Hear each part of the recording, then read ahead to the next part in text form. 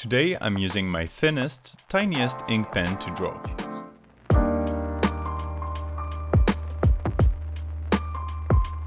Well, hello there, I'm Detroit. I was tidying my numerous pencil cases I've accumulated over a long time, and I came across this cool pen I forgot I had. It must have been a gift or something. It's a Unipin Fineline that is very thin. It's 0.03 in size, which I assume is in centimeters, meaning it's a 0.3mm wide nib. It also means it's the smallest nib pen I own, so that's cool, and I couldn't wait to use it. Maybe it's because the nib is so thin I feel like I need to compensate, but I decided to make 2 drawings for today instead of the usual one. In retrospect, it was a good idea because I wasn't that satisfied with the first one you're watching. Before I get into the drawings, I want to shout out Morgan, who recently donated to my Ko-fi page. I don't advertise it nearly as much as I should, but in the description you can find a link to ko-fi.com if you want to help me by donating a few bucks. The money I receive on Ko-fi is entirely dedicated to making better videos, and my first donation goal will allow me to buy a good lamp to light my ink drawings better. So again, you can find the link to my Ko-fi in the description if you want to help me. If you don't have money to spare, it's completely fine, and instead I will only ask for a like on this video, and do consider subscribing to this YouTube channel. Again, thanks to Morgan for their generous donation, and now back to the drawings with the tiny pen. Both drawings are circle-shaped and can look at each other on their respective pages. To prepare them, I used a coffee pot lid to draw nice circles. I have a compass somewhere, but as I said, I was tidying up my pencil cases when I found the pen. And then I started drawing, so I did not finish tidying my drawing tools, and so I haven't found the compass yet. I also had the coffee pot next to me, which was much simpler to use and had the perfect diameter for the page.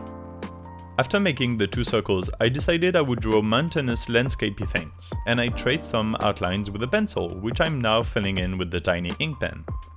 The mountains close to where I live are old mountains, meaning they aren't as triangular as young mountains.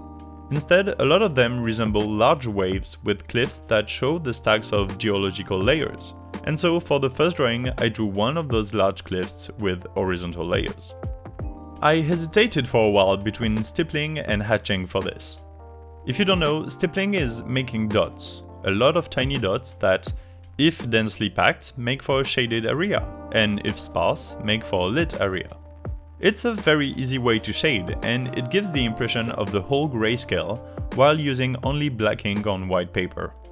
The only downside is that it's very tedious. Covering a large area with dots takes a lot of time. So instead I went with hatching, which is making a bunch of parallel lines.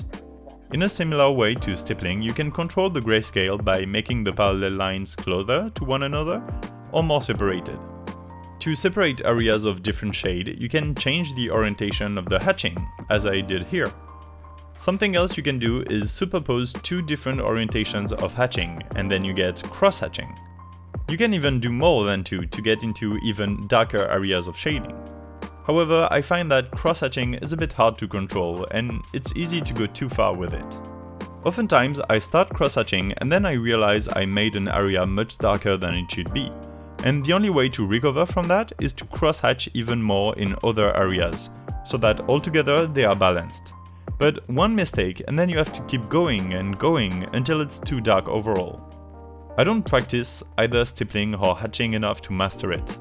I just have fun with it sometimes, like today. Again, it's tedious. That's my excuse.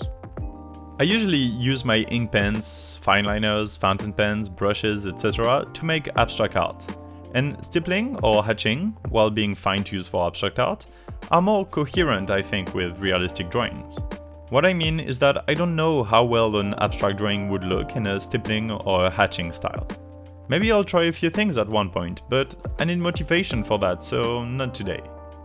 You know, I don't have a lot of motivation today, to be completely truthful. And that's okay, of course. Sometimes you're not feeling at your best and it's a bit of a bad art day. Not a lot of drawing content creators on YouTube will tell you openly when they're not feeling at their best regarding their art. I'm more open, I guess, and I'm telling you it's completely fine to feel like this sometimes. In my case, it's even more fine because I know exactly why today is a low day. I've been unemployed for over a month and a half now, and I've spent a lot of my free time being creatively productive. I've made dozens of drawings in that time, which is a lot more than I used to be able to. So I see it as me having spent a lot of creative juice in a short time, so now I need to slow down and get more juice flowing. It's a muscle, creativity, so just like after running a marathon, your legs will be sore, after spending all your days drawing, your creativity will be a bit drained. In my case, that's not too bad, because while my drawing juice is out for now, I can use my time using writing juice, and I am indeed writing a lot these days. I love writing so much. I love it so much, but it's a bit harder to convey it to you through videos like that. I do love creating worlds and stories, and my book is slowly but surely taking form. I don't expect to finish even the first draft anytime soon, but I swore to myself I will finish this project. I am also regularly going to job interviews and spreading my resume here and there, because as nice as it is to be free at all times, working is also not too bad, and hopefully I will soon find a good job with a good pay. I'm not worried about it. I've only started looking recently and I already have some perspectives.